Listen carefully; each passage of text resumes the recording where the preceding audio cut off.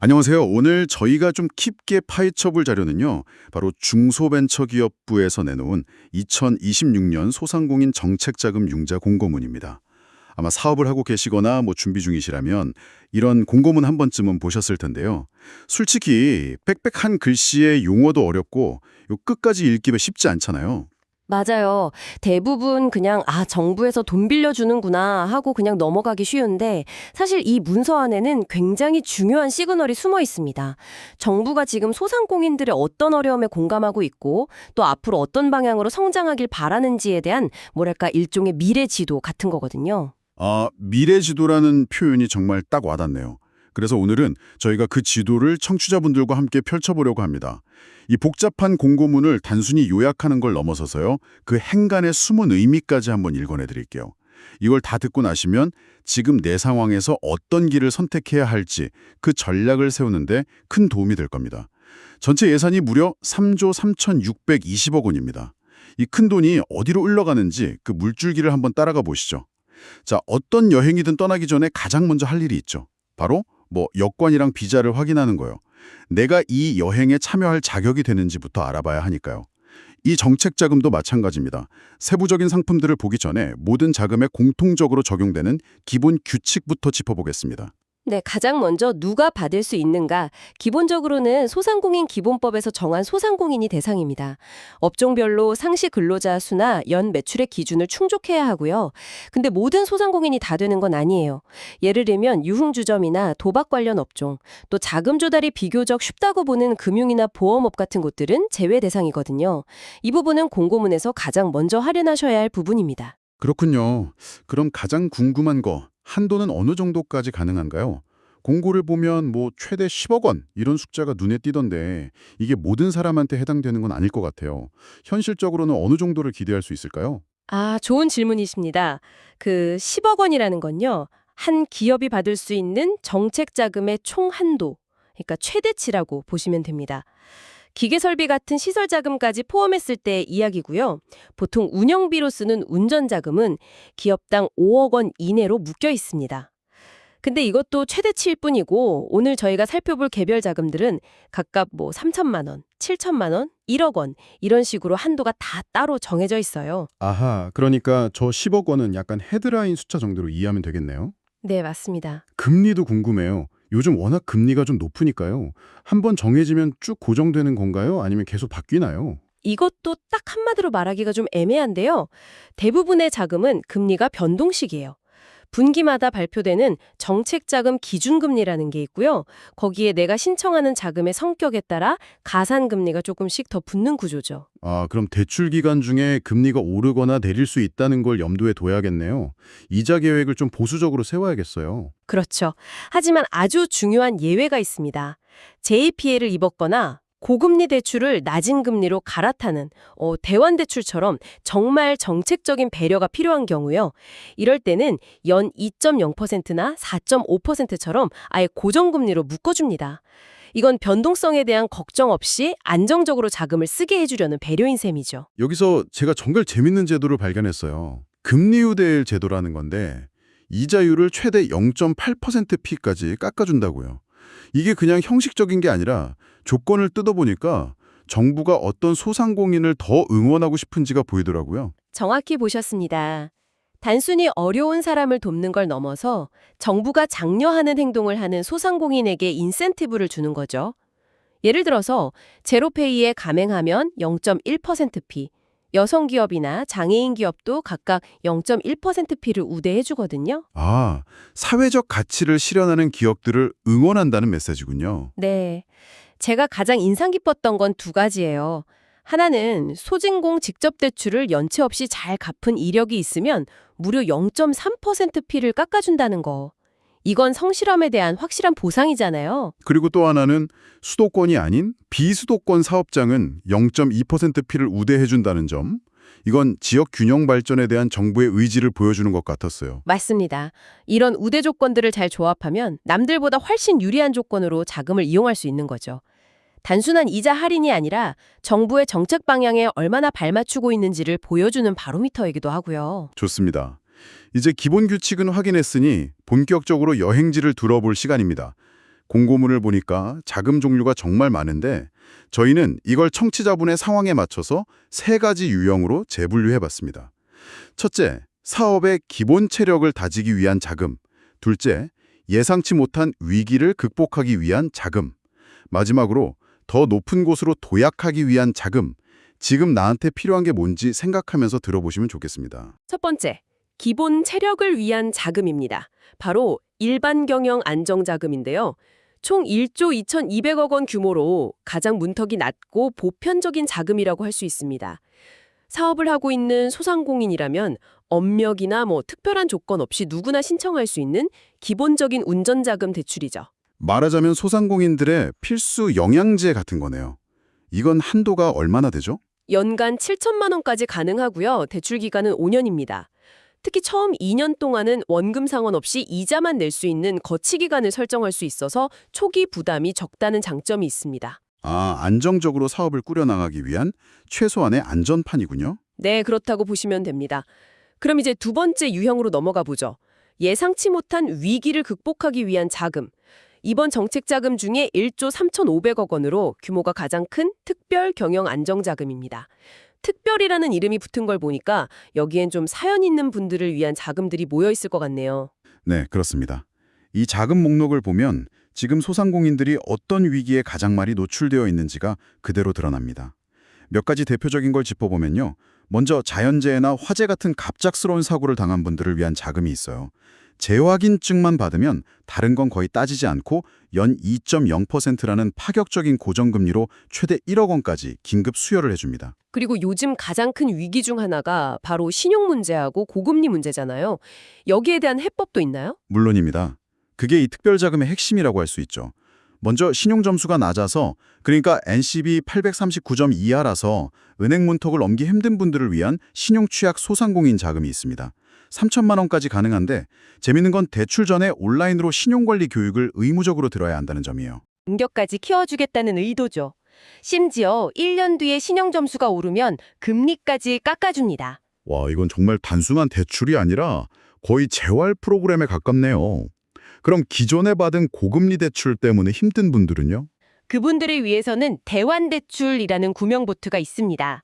현재 7%가 넘는 고금리 대출을 연 4.5% 고정금리 정책자금으로 갈아탈 수 있게 해주는 겁니다. 한도는 5천만 원이고 상환기간도 최장 10년까지 늘릴 수 있어서 매달 나가는 이자 부담을 획기적으로 줄일 수 있습니다. 지금 정부가 고금리 상황을 얼마나 심각한 위기로 보고 있는지 알겠네요. 네, 대표적인 사례죠. 이야기를 듣다 보니까 실패를 겪은 사람들을 위한 자금도 눈에 띄네요. 제도전 특별자금, 이것도 위기 극복의 일환으로 볼 수 있겠죠? 그럼요. 어쩌면 가장 중요한 위기 극복 지원책일 수 있습니다. 사업에 실패해서 재창업을 준비하거나 채무 조정 프로그램을 성실하게 이행 중인 분들을 다시 일으켜 세우는 자금이거든요. 실패 경험을 자산으로 삼아서 다시 일어설 수 있도록 최대 2억 원까지 지원하는데, 이건 한 번 실패하면 끝이라는 인식을 바꾸려는 사회적인 메시지도 담고 있다고 봅니다. 이제 마지막 세 번째 유형, 도약을 위한 자금으로 가보겠습니다. 성장 기반 자금인데요. 총 7,920억 원 규모입니다. 이름부터가 뭔가 미래지향적인데 위기 극복을 넘어서 더 큰 성장을 꿈꾸는 분들을 위한 자금들이겠죠? 맞습니다. 이 카테고리를 보면 정부가 생각하는 미래의 소상공인의 모습이 그려져요. 예를 들어 제조업을 하는 소공인들을 위한 소공인 특화 자금이 있습니다. 일반적인 운전자금 지원도 있지만 핵심은 새로운 기계나 장비를 도입하는 시설 자금을 최대 10억 원까지 지원한다는 점이에요. 이건 단순히 현상 유지가 아니라 생산성을 혁신해서 한 단계 스케일업하라는 강력한 주문인 셈이죠. 여기서 한번 가상의 사례를 들어보면 어떨까요? 예를 들어 대구에서 작은 커피 로스터리를 운영하는 청취자분이 계시다고 해보죠. 한 3년 정도 운영했고 이제 더 크고 효율적인 로스팅 머신을 들여서 온라인 판매를 본격적으로 확대하고 싶어요. 이분은 어떤 자금을 눈여겨봐야 할까요? 아주 좋은 예시네요. 그분이야말로 성장 기반 자금, 그중에서도 소공인 특화 자금의 완벽한 타겟입니다. 커피 로스팅도 제조업이니까요. 새로운 로스팅 머신 구입 비용을 시설 자금으로 신청해서 최대 10억 원 한도 내에서 지원받을 수 있고요. 원두 구입이나 포장재 구매 같은 운영비는 또 운전자금으로 최대 1에서 2억 원까지 별도로 신청할 수 있습니다. 와, 그럼 이런 자금을 발판 삼아서 지옥의 작은 로스터리에서 전국구 온라인 원두 공급업체로 도약할 수 있는 거군요. 바로 그거죠. 그렇군요. 또 재밌는 게 혁신 성장 촉진 자금이라는 것도 있더라고요. 수출 실적이 있거나 2년 연속 매출이 10% 이상 늘었거나 스마트 기술을 도입한 것들을 콕 집어서 지원하던데 이걸 어떤 의미일까요? 그건 정부가 이런 소상공인이 많아졌으면 좋겠다고 콕 집어 말하는 것과 같습니다. 내수 시장에만 머무르지 말고 수출에 도전하고 현상 유지에 그치지 않고 꾸준히 성장하고 또 주목구구식 운영이 아닌 스마트 기술로 효율성을 높이는 그런 혁신 기업들을 집중적으로 키우겠다는 선언이죠. 이 성장 기반 자금에서 제가 가장 파격적이라고 느꼈던 건 민간 투자 연계형 매칭 융자였어요. 민간 투자사에서 먼저 투자를 받으면 정부가 그 금액의 최대 5배까지 정책 자금을 보태주는 방식이잖아요. 이건 기존의 지원 방식과는 완전히 다른 접근 같아요. 맞습니다. 이건 정말 중요한 변화입니다. 기존에는 정부가 심사하고 정부가 돈을 빌려주는 방식이었죠. 그런데 이건 정부가 심사 기능의 일부를 시장, 즉 민간 벤처캐피탈에게 넘긴 셈입니다. 까다로운 민간 투자자들을 설득할 만큼 매력적인 사업 모델이라면 우리가 그 성공 가능성에 더 크게 베팅하겠다는 거죠. 와, 그럼 전통적인 지원의 관점에서 벗어나서 고성장이 기대되는 스타트업에 대한 투자의 관점으로 패러다임이 바뀌고 있다는 거네요. 네, 그걸 보여주는 상징적인 자금입니다. 자, 이렇게 다양한 여행지들을 살펴봤는데 목적지를 정하는 것만큼이나 중요한 게 어떻게 갈 것인가 하는 방법이겠죠. 신청 절차를 보니까 직접 대출과 대리 대출이라는 두 가지 경로가 있던데 이 둘의 차이가 뭔가요? 이건 청취자분께서 반드시 알아야 할 핵심적인 차이입니다. 어떤 경로를 선택하느냐에 따라서 준비 과정과 결과가 완전히 달라질 수 있거든요. 먼저 직접 대출은요, 소상공인시장진흥공단, 즉 소진공이 심사부터 대출 실행까지 모든 걸 직접 처리하는 방식입니다. 아, 그럼 소진공이 은행 역할을 하는 거네요. 그런 셈이죠. 중요한 건 소진공은 일반 은행처럼 단순히 재무제표나 신용 점수만 보지 않는다는 겁니다. 사업 계획의 기술성, 성장 가능성, 대표의 경영 능력 같은 비재무적인 요소까지 종합적으로 평가해요. 그래서 아까 말씀드린 신종 취약 소상공인 자금이나 제도전 특별자금처럼 정책적인 목표가 뚜렷한 자금들이 대부분 직접 대출 방식으로 진행됩니다. 아, 그럼 이걸 전략적으로 생각해보면 만약 청취자분께서 당장의 재무 상태는 좀 불안하지만 정말 획기적인 사업 아이템이나 성장 계획을 가지고 있다면 은행보다는 소진공의 직접 대출문을 두드리는 게 더 유리할 수 있겠네요. 정확합니다. 바로 그게 핵심입니다. 반면에 대리대출은 소진공에서는 이분은 우리 정책자금을 받을 자격이 있습니다 라는 확인서만 발급해주고요. 실제 대출 심사와 실행은 시중은행에서 진행하는 방식입니다. 아, 그럼 결국 은행의 심사 기준을 통과해야 돈을 빌릴 수 있다는 거군요. 맞습니다. 가장 보편적인 일반 경영 안정자금이 여기에 해당하죠. 보통 지역신용보증재단의 보증서를 담보로 대출이 이루어지기 때문에 신용보증재단의 심사도 통과해야 하고요. 그래서 이 경로는 평소에 은행과 거래 관계가 좋고 신용 관리가 잘 되어 있는 분들에게 더 빠르고 수월할 수 있습니다. 내 사업의 강점이 안정성이냐 아니면 성장 잠재력이냐에 따라 어떤 경로가 더 적합할지 판단해야겠군요. 네, 전략적으로요. 신청 날짜도 다르니 주의해야겠어요. 은행을 통하는 대리대출은 1월 5일, 소진공이 직접 하는 직접대출은 1월 12일.